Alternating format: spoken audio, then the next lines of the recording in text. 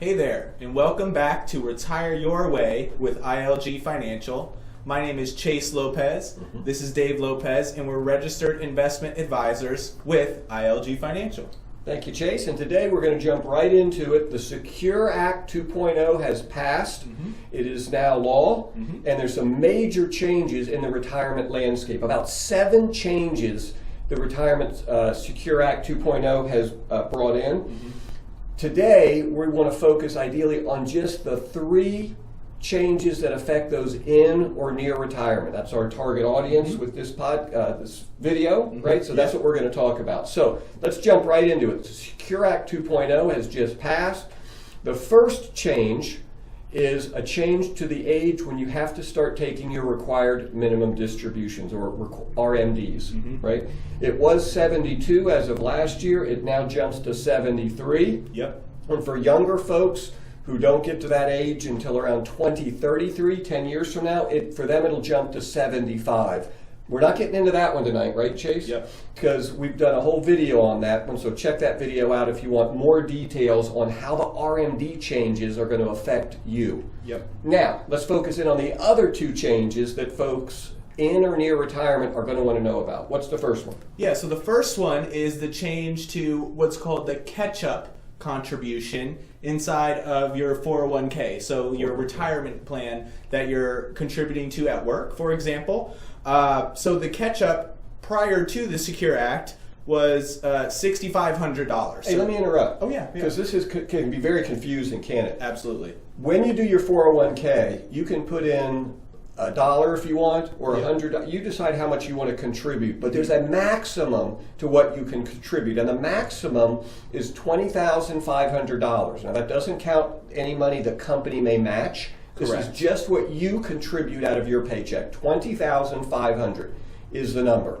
So a 38-year-old can contribute $20,500. What Chase is referring to is if you hit 50. Yeah, if you're 50 or older, basically. They allow you to add additional money on top of the $20,500, and that's called the catch-up contribution. Thank you for that, Dave. Yes. So the whole idea there is they're allowing folks to, as they get closer to retirement, just contribute more to their 401ks so they have some more money in retirement, right? So catch up. Yeah, they're catching up, exactly. So if you're 50 or older before this new Secure Act, you could do an additional $6,500. So you add that to the $20,500 that you could already do.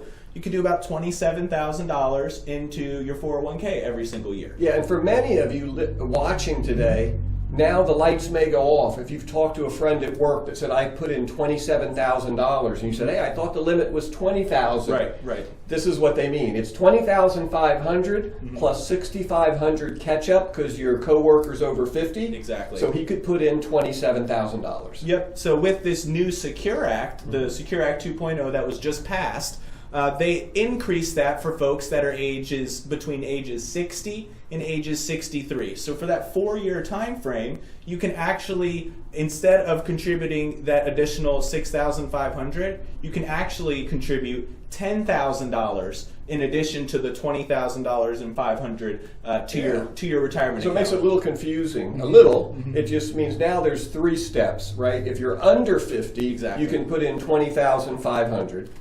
At 50, you can put in $20,500 plus $6,500 catch-up for $27,000. Right.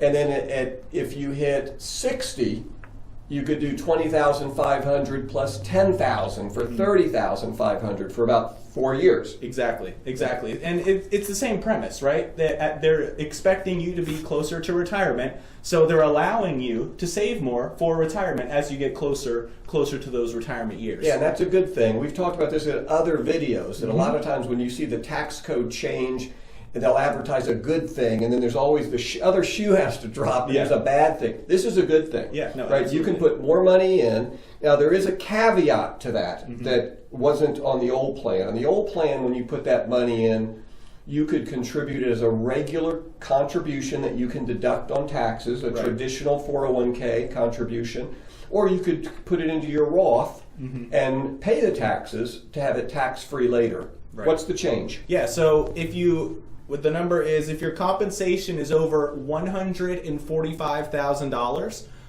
then those contributions have to go in, those catch-up contributions, so the extra $6,500 if you're under 60, or the $10,000 if you're in between 60 and 63. Those actually have to go into a Roth account. So those you have to pay the taxes up front.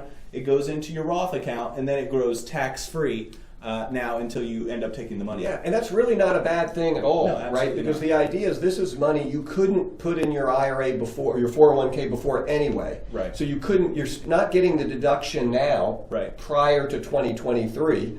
So now all they're saying is you're still not getting the deduction, but you can put it into an account that grows tax-free and comes out tax-free. Well, that's a great place. Anytime you can put extra money into a tax-free bucket, we encourage you to take advantage of that. Yeah. Right? Take advantage of this. Yep, and then one little caveat there is this provision, it goes into effect December 31st of 2024. So again, and we've alluded to this in previous videos, if you have any questions on this, get with your financial professional, get with your financial advisor or your tax professional, and they can give you a little bit more guidance on to how to take advantage of these new rules.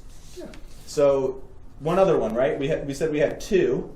Yeah, so the second one is, and this is really kind of out of left field, because people don't connect a 529 plan, which is a college savings plan, with retirement. And the reason is it's really not for retirement. It's for your child or your grandchild, a way to save tax deferred, meaning the money can grow in the 529 plan without paying taxes. And then when it comes out, if you use it for qualified educational expenses, and there's a whole list, the government lists as to what's qualified, you're not taxed on it. Right. So it's a college savings plan. It's called a 529 plan. Well, here's been the problem. You save all of this money in this plan, and then your child doesn't go to college. Right? Well, and the current rules, you can still take the money out. You just, at that point, have to pay the tax on it, right? And there's a penalty as well, I think? I think there is a penalty. Yeah. But what they wanted to do, and I think this is pretty exciting, if you're not thinking of using it for 529, they've changed the rules and said, we're going to allow you to take some of this money, and your child, or whoever the beneficiary is of the 529, you can actually roll that into their Roth IRA if they don't need it for college expenses, which means they could continue to let that money grow tax deferred over their lifetime. It's tax-free. a big thing. Tax-free, yeah. It's a big plus. So Yes. what are the caveats? Chase likes to get all the caveats. I give you the big picture, and then you give me the fine details. No, and really when we're talking about these 529 accounts, one of the big disadvantages to using them was the fact that they were inflexible, right? If you were kind of boxed into a corner, you had to use them for educational expenses. Now this new provision allows those accounts to be more flexible than they were before.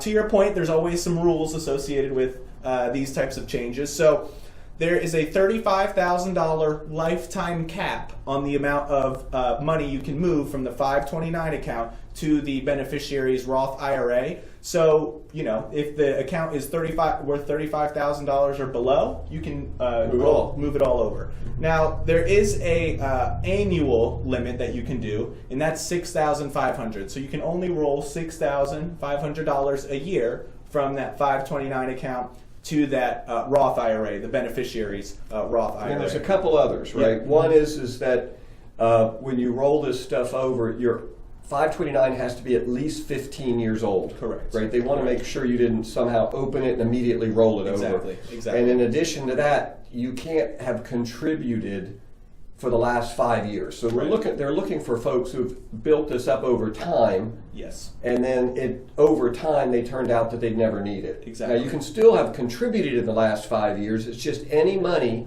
within 5 years of the time you're doing the rollover, that money and its earnings, its Correct. gains, they either can't be rolled over, right? But the other money can. Right. So there's a few rules to it, right? Just to be aware of it, but it's big news. It just gives us more flexibility with our 529 plans. That's always a good thing. If you want to know more about this, get with your tax professional or your financial advisor. If you don't have one, feel free to reach out with us. We are glad to help. Yeah. So go ahead and click the like button down there, also the subscribe button as well. And then you can also click that bell at the bottom, and that'll alert you of any future videos that we have. See you next time.